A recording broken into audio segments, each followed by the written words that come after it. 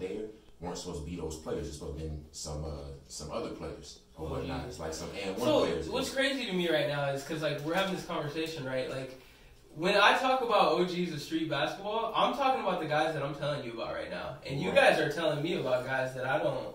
You know, and I know Bone Collector now, obviously, right? Right. I know him now, but I think without maybe like Instagram, it would have been hard for me to, you know, get the understanding that Bone Collector comes before Hot Sauce. Mm-hmm. And then that's how I'm feeling it right now, right? So for me, and that's the thing, and I think it's or to credit what you just said. Or what I caught, you know, on the surface on a VHS tape that was handed to me. So I seen Bone Collector before Hot Sauce. Right. Who came first? Bone Collector. Okay, so see, that's crazy for me, and like you say, Hot Sauce is the greatest entertainer of all time, and maybe as, you know, 11, 10-year-old Trey, like, that's where I'm like... Well, the reason why I say that is because the story out in the streets is that he can't really play basketball. That's the story. Hot Sauce. They're saying that Hot Sauce can't really play ball like that. I thought his jumper was trash. So, and that's the thing. Keep it hot. And if you go back and you watch not just the mixtape, but the tour, there's parts where there's ad-libs when he's talking and he says, you know, I can shoot, I got this, I got that. There's a ball player that's supposed to be giving us a call later on or whatever, out of Florida, you know, part of Dime 55, which is a street ball crew that was straight out of Canada, but they're like the Wu-Tang clan of street ball. You know, they're all over. And the guy's name is True Baller. Now, True Baller, shout out to True, man. I talked to him earlier today, so we'll be talking to him later on or whatnot. But, you know, True Baller had said he came to an open run and Hot Sauce was checking him or whatever. And he got to the point where he had another shirt on under his shirt. And when he took his shirt off, it says, I'm not Hot Sauce, I can shoot on the back. On the back of it, it said, I'm not Hot Sauce on the front. And on the back of it, it says, I can shoot. Trying to prove a point? He did it. He proved the point. Like, it's on video. If it's not on video, it ain't happening. He was shooting. He was shooting. Yeah. He can, like, True Baller is. Oh, we're talking about True Baller. True Baller was talking about. Yeah, he was talking about. I got you. Okay. Right. So a lot of people go at, you know, Hot Sauce, and that's why I say he's the best entertainer in street ball ever. Because when you go to things like that, you're going for the entertainment purpose.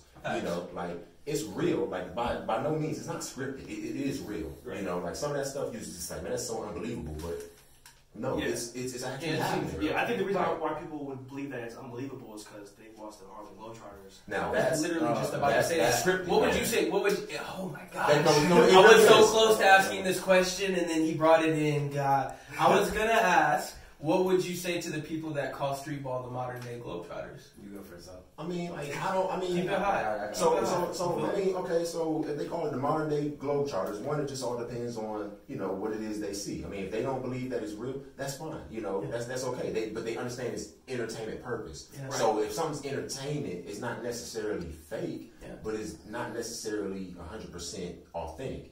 You know, till you step out in front of it. And then you see him moving, and it's like, well, you know, he's just moving over to the left just because, you know, do 1, 2, 3, move to the left. And then when you turn around, he does 1, 2, 3, 4, you know, step back, head fake, and then, you know, boom, boom. Next thing you know, you're sliding over there to the side, you know, because you're playing real defense. You know, to go back real quick and coin on Bone Collector playing against playing in the celebrity game, and he put Mayweather down to the ground. Now that was the only time I seen Mayweather on the canvas. Right, it is, and that's so I had a conversation last week, and I talked to Bone Collector last week on the phone, and we were talking, and I said, man, you know, like you're on the way to becoming like super legendary, like you're a living legend, because normally, you know, legends are those who aren't there. So you're supposed to say you're a legend if you're gone. You can be a living legend if you're living. And he turned around and he said to me, and I quote, he says, I'm a little bit more than just a living legend now after what done happened. And I was like, it's facts. You're right. It's like, you're right. And I was just honored to be on the phone with the man. Right. You know, so I was like, yo, facts, bro. Yeah, that's that. Oh my God. Well, hold on, because y'all got to share, you know, it's only different show now, isn't it? The ballers that y'all like grew up watching and stuff like that. I mean, obviously, I grew up in the same era as him. Yeah, don't change it too much. But the players the ones that I paid attention to most was obviously the Professor, you know, I'm a young white guy. You only seen one white guy there. You know what I'm saying? And that's the y'all seen the movie White Man Can't Jump? It's all good. Absolutely, yeah. At Lewis, people used to call me Billy because of Billy Hoyle. You know what I'm saying? Literally. Because I was a little white guy with a strap. You know what I mean? So they just. Well, shout out to Sam as well, because he's the one that gave me that name. And you know what? He hated it. So. I hated it, to be honest with you, because it wasn't my name. You know what I mean? I like my name. But beside the point, you know what I'm saying? So the people that I grew up was, I grew up watching, like, obviously Professor Spider. The way that, Spider, every time he dunked, you know, hang on the rim. Yeah, hang on the rim and do all that stuff. I thought that stuff was cool. That is what made me want to try to dunk, like, be able to dunk. You know what I mean? Grow up, be able to dunk. Obviously, I've never been able to dunk, but that's really inspiring. If I ever got to a Fisher Price rim, or like we shorten it to like 8 foot. Yeah, I'm definitely doing it. Him and rest in peace, Escalade. Oh yeah, Big Essie. I remember the first time I played with Escalade. That was the first street ball game that I was headlined on, and I was headlined under the name Lorenzo, so under my actual name or whatnot, because I was nobody else, straight up, And when I first, it was at North Carolina Central University where I was at school at the time, and I remember going in, and it was part of the Ball Firm Classic. Like I have the flyer back at home. I definitely shoot the photos, y'all can see it. Well, actually, I have it. I'm just gonna put it that way. I have it at home. And when I met Escalade, it was crazy. I walked across the street from the dorm to the gym, and I walked right up from behind a Escalade to seeing Escalade covering the front of an Escalade, which a lot of people don't know that is Mark Jackson's little brother.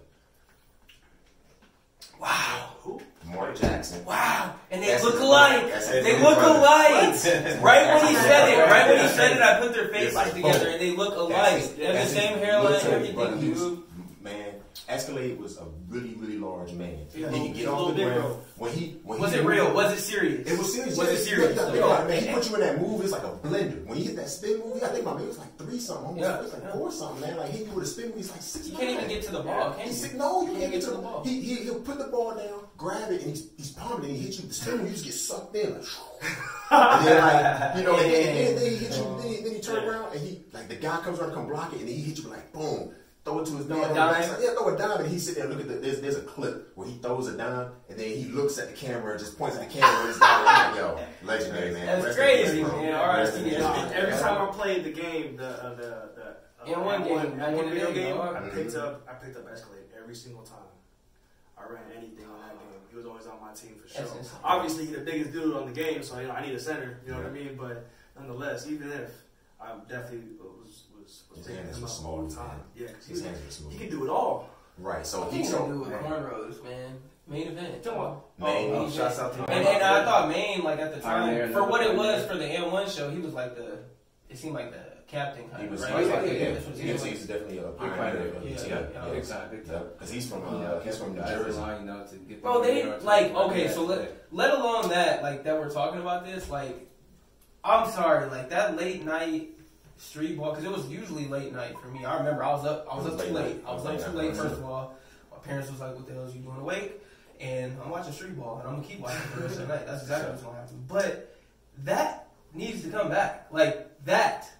The exact way, like, that all needs to come back. I feel like something like that is going to happen soon. Okay. I'm just putting that out there in the air. I do feel like something like that's going to happen soon. Hopefully, because that's what inspired me to like basketball. Dude, that's what's up. Like, it was a different game. I wanted to embarrass dudes because of that. Like, you know what I'm saying? Like, we play basketball, like, the way we kind of play is more, like, traditional. Obviously, like you said, we all had to start at one pace. But when you watch that, man, you like, I'm gonna go ahead and get that snatch back. Come here, boy. You know what I mean? I'm trying to drop you today just because we see stuff like that. You keep be jumping out there, bouncing that ball, right? Yes. Yeah, fact. Yeah. I'm gonna tell you right now, with Trey, he does that snatchback every play. Yeah. He'll do it 5 times a play. Like literally, dog. Like if I ain't crossed you yet. If he don't cross you, he gonna pass it, run it back, and he gonna try again. He gonna try again. It sound like something like I to do. Just keep on crossing. You gonna fall for it one time. They called me out my name, but I just kept going. Zobi from my guys up for Nomad Hoops, man. I thank him for the invite. You know, he got me out here in Las Vegas. You know what I mean? Yeah. And man, we doing big things. We got a lot of big things in works that's coming to the world. Yeah. So y'all just wait for that. Yeah. Hey. Or y'all make sure y'all tune in on that. Wait for it. Make sure y'all follow @Zobi1. You know, you got an IG? Yeah, man.